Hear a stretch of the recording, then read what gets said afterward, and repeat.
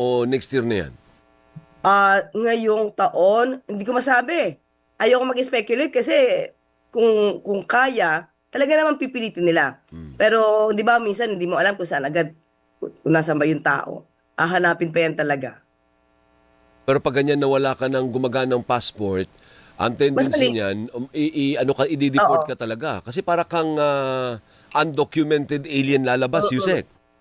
Totoo. Kasi, di ba, you are violating yung immigration laws eh. So, wala ka, lumalarga ka, you're moving, pero wala kang proper document. Di ba? Ama. At saka yung presidente mismo ang nagbibigay ng update. So ibig Mm-mm. sabihin, yung presidente meron na namang update today. Hindi natin masabi.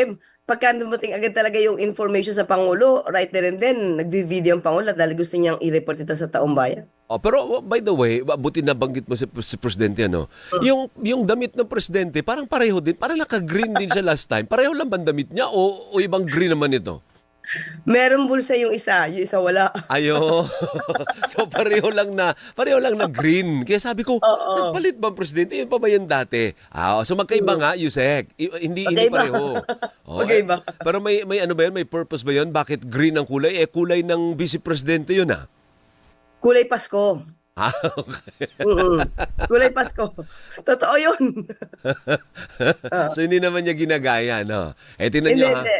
Oh, Mm-mm, yung mm-mm. presidente baka meron na namang mensahe mamaya, abangan po natin. Pero alam niyo hindi namamatay-matay yung issue nung sinasabi nila na si Education Secretary Angara, si Mm. DICT Secretary Aguda ay mukhang patatalsikin sa sa Malacanang sa pwesto, no. Saan ang gagaling yun, Yusek? At bakit pa parang nagsusulput-sulputan from time to time?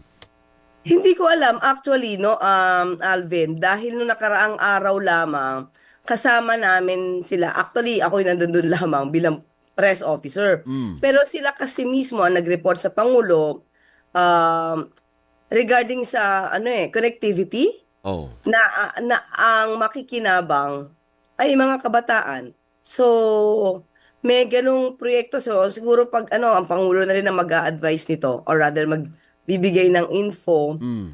parang gift, pag nagkataon. Pero ibig sabihin, kasama lang namin sila sa meeting. Kasama namin sa LEDAC. So, di ko alam kung saan nagagaling yan. Di namin alam kung saan nagagaling yung ganyang klaseng balita. Actually, yung sabing balita, kasi parang chismis lang siya. So, tingin ko baka naman may nagpapalutang para mawala sila. Pero, hindi nandun yung tiwala ng Pangulo sa kanilang dalawa. Sa ngayon. Oo, oo. Sa Kasi ngayon, pwede oo. naman bukas, wala na. Ay, We live by the day. Pag nasa cabinet ka, you live by the day. yes. Totoo naman, lahat naman. Oo. Parang we serve at the pleasure of the President. Pagka, pagka merong mali, tapos hindi na aayon yung nagiging trabaho mo sa direktiba ng Pangulo, malamang mawala ka. Pero the fact is, sa ngayon, walang ganun. As we speak today, ngayong December 11, 6:35 a.m., walang Wala ganun. talaga. Oo, oo, oo. Wala. Okay, sige. Ngayon, related sa education, narinig mo ba may binanggit si Senator Bam, may nakikialam daw sa budget Mm. ng education. Kaya sabi ko nga sa kanya, dapat pangalanan siguro kasi hindi naman niya sinabi kung sino nakikialam sa budget. Siyempre, may say dapat Mm. ang Malacanang, yung budget ang pinag-uusapan eh.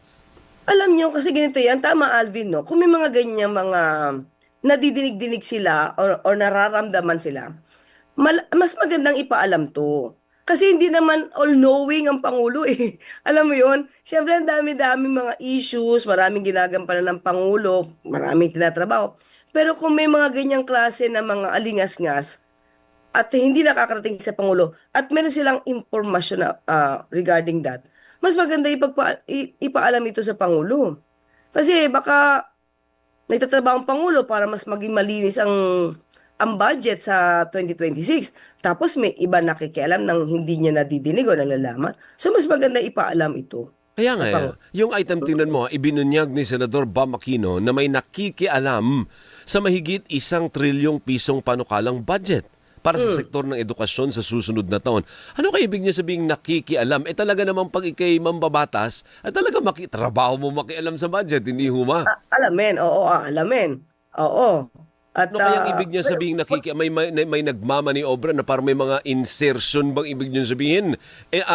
Nevertheless, anong gagawin ng Malacanang sa mga ganyang klaseng akusasyon from a senator? Tingnan natin, at saan ba galing yung kanyang akusasyon? Sino muna? At anong klase yung pakikialam? Diba? Maraming dapat alamin eh. Sino? Saan nanggagaling? Ano yung reason ba't nakikialam? Makakasira ba sa bayan?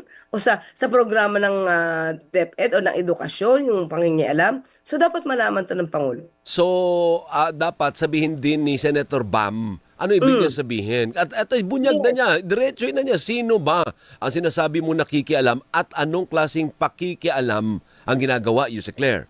Oo, kasi 'di ba sabi nga natin, ayaw na ng Pangulo na kung ano-ano mangyayari diyan sa budget, ayaw na mga insertions na mananakaw lang ng ibang tao.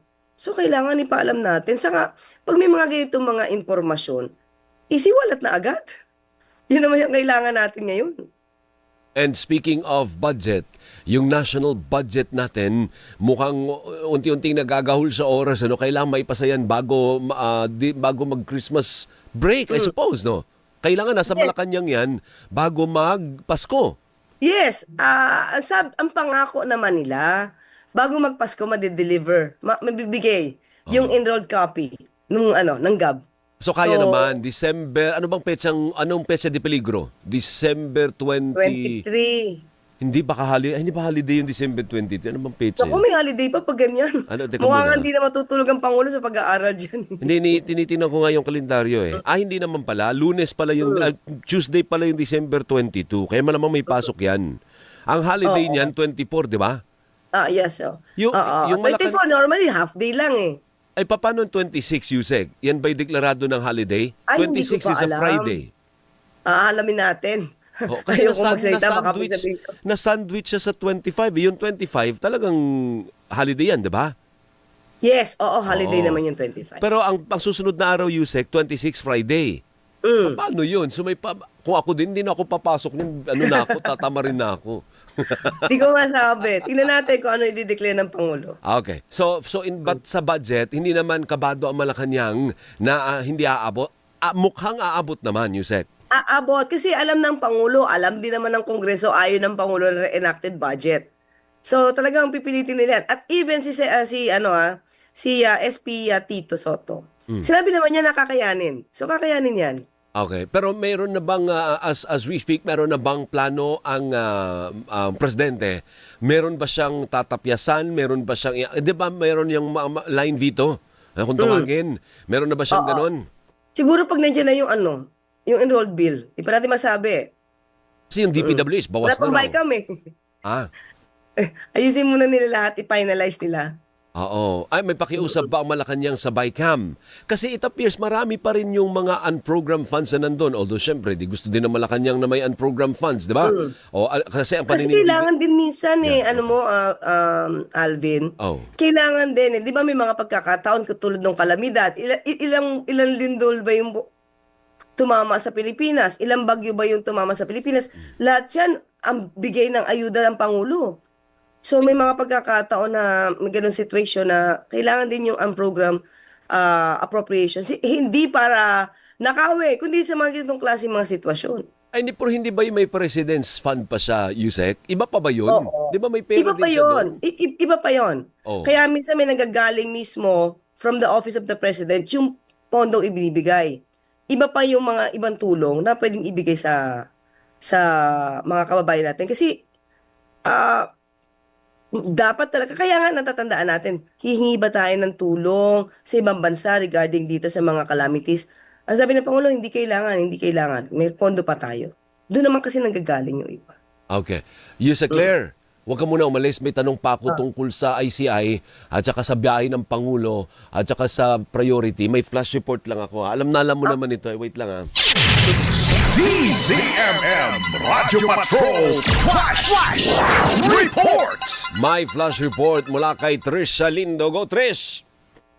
Alvin, kinumpirma ni Mar Valbuenas sa panayam ngayong umaga sa DZMM Radyo Patrol na kanselado na ang ikatlong araw na transport strike nila ngayong araw.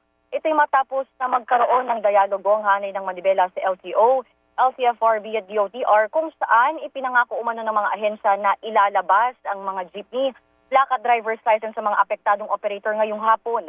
Maglalabas din ng memorandum circular para sa extension ng provincial authority at pagpaparehistro ng mga sakyan sa LTO. Iimbestigan din dapat at papanagutin ang mga kawani ng LTO at LTFRB na tumatanggap umano ng payola.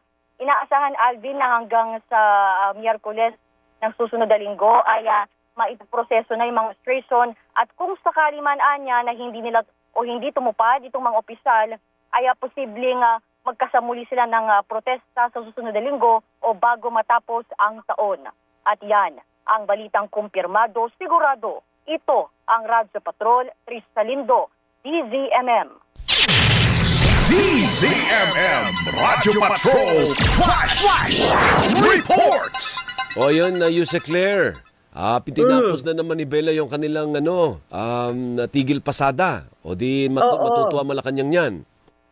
Yes, alam mo, utos naman din ng Pangulo kung ano man yung mga meron silang issues. Even si Sir Lacanilao, talagang nagre-reach out siya. So thank you sa LTO, LTFRB at saka sa DOTR na natapos na at sa lane nagkaroon ng dialogo. Okay. Punta tayo dun sa pinupush na mga priority ng Presidente. Ang ibig sabihin ba nun, Yusek Claire, ay isi-certify as urgent ng Presidente ang mga panukalang batas na kaugnay related to anti-dynasty, pagpapalakas na ICI, ano pa ba yun? Party list. Ano yung isa? Apat yun Kadena Act. Kadena Act. Oh. Actually, sabi nga natin, pag sinabi mong priority bills, executive yan, saka Congress yan yung priority bills na, di ba? At nakita naman nila kung ano yung mensahe ng Pangulo. Priority to. Aralin nyo to. Ipasa nyo to the soonest possible. Sa ngayon, wala tayong nakikita na magdedeklara ang Pangulo na i-consider to as, or rather mag-certify to as urgent sa apat na legislative measures. But still, alam ng Kongreso na ito yung mga bills na gusto ng Pangulo na maipasa.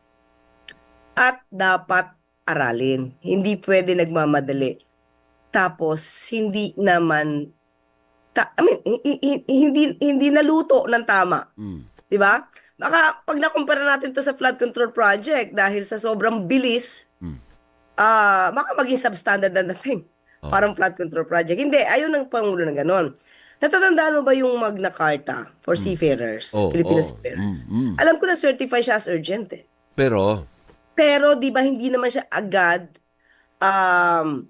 naipasa at kailangan pang bumalik ng 3 beses para ayusin. So, alam mo, ang pag-certify as urgent, okay, maganda yan. Pero it doesn't mean na kapag hindi sinertify as urgent ang Pangulo, hindi ibig sabihin niya na hindi niya yung priority bill.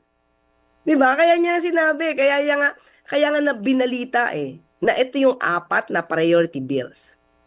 So, hindi ko ma-equate kung bakit pag sinabing hindi siya certified as urgent, hindi seryoso ang Pangulo sa batas.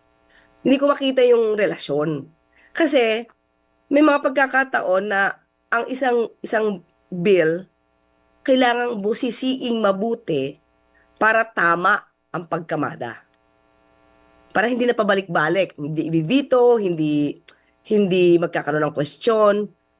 So, mas maganda aralin, mabuti, tama yung proseso, at sinabi ng Pangulo na priority bill yan, at yan din naman ang gusto ng Kongreso, nasa Kongreso na yan kung gano'n nila ito kabilis ipapasa. Apo, pero may preference ba ang Presidente Yusek kung paano yung degree of consanguinity? Di ba may mga ganon? O hanggang 3rd ba tayo? Hanggang 4th ba tayo? Kasi tatamaan din siya niyan. Marami siyang kamag-anak. Siya mismo ay miyembro din ng dinastiya.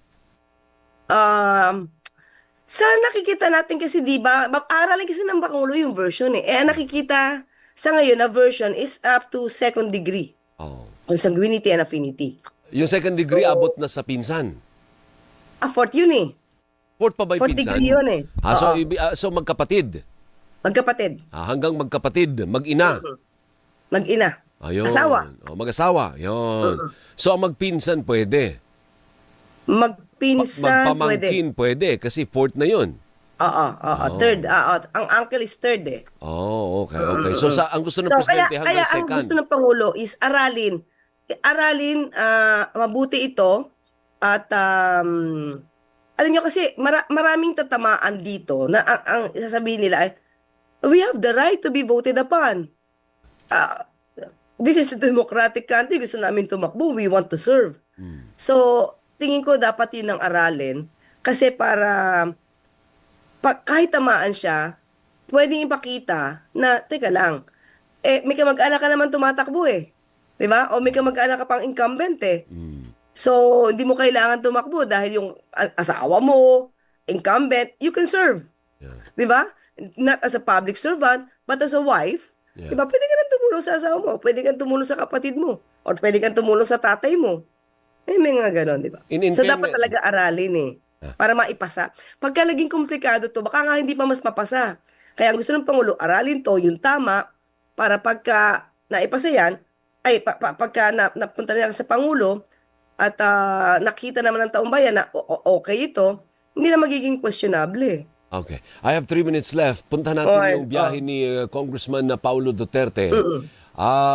Paano ba ito? Ayaw pa aprubahan ng Malacanang? Wag aprubahan ng kanyang biyahe?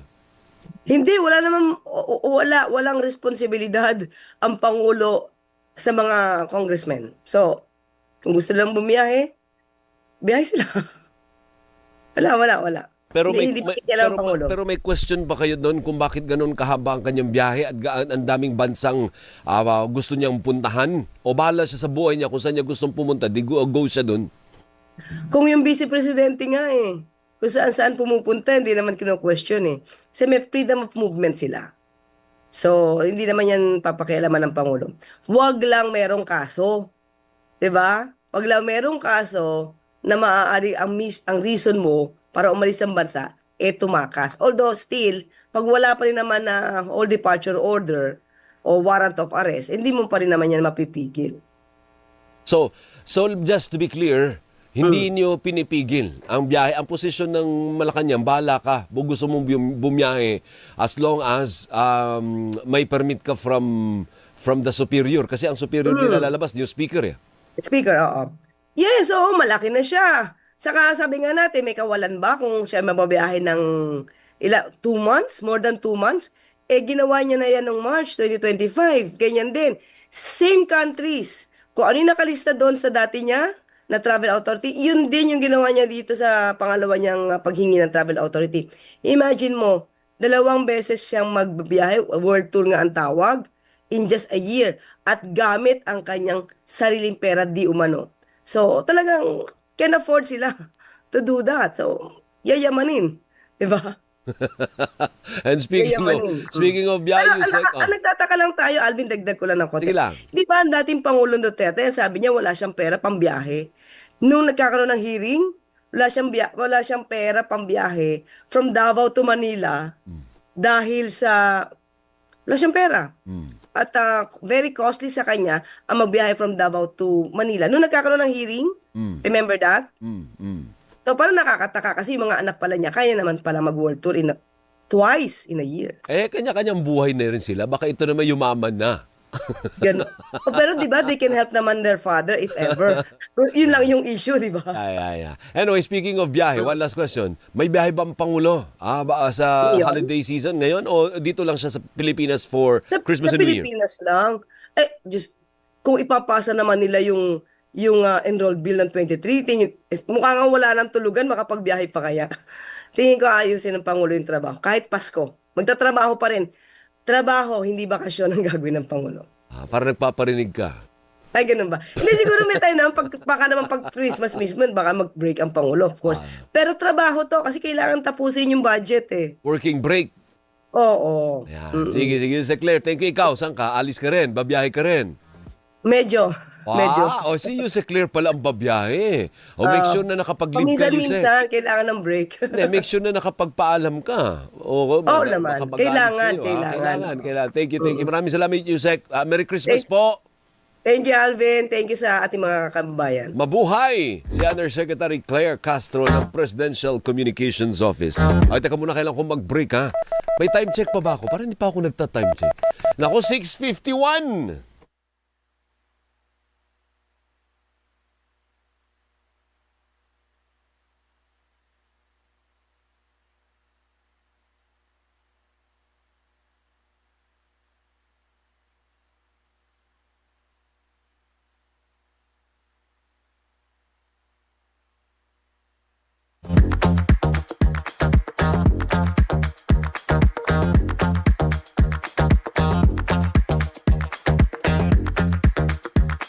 Magandang umaga sa iyo, Dr. Carlo Lazaro. Good morning! At ganun din si Marivi Galisa. Ba't mo dinilit yung message mo, Marivi, ha?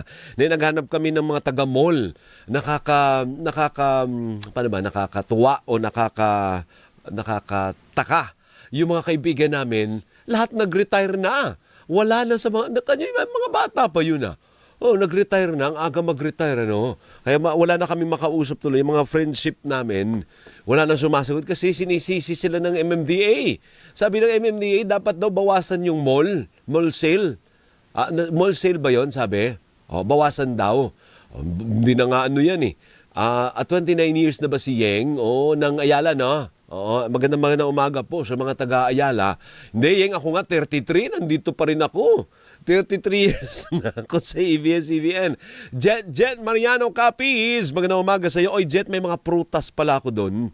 Pakikuha nyo nga doon. Bigyan mo si Louie at yung mga utaw dyan sa newsroom. Magandang umaga si Rusty Ramos. Almost 1 million views na yung interview, yung imo viewer sa talaga? Kami, totoo ba to? Almost 1 million na raw ang nag-view kay Yusek Claire? Hindi naman siguro. Baka mamaya pa yan. Baka naman almost 1,000 lang. Rusty, nakamonitor to sila sa YouTube. Ay, siyempre si Yusek Claire, maraming fans yan. Marami siyang basher. Pero marami din siyang fans, ha? Si Vic Vinarao, magandang umaga sa iyo. Ganon din si Professor Xiao Chua.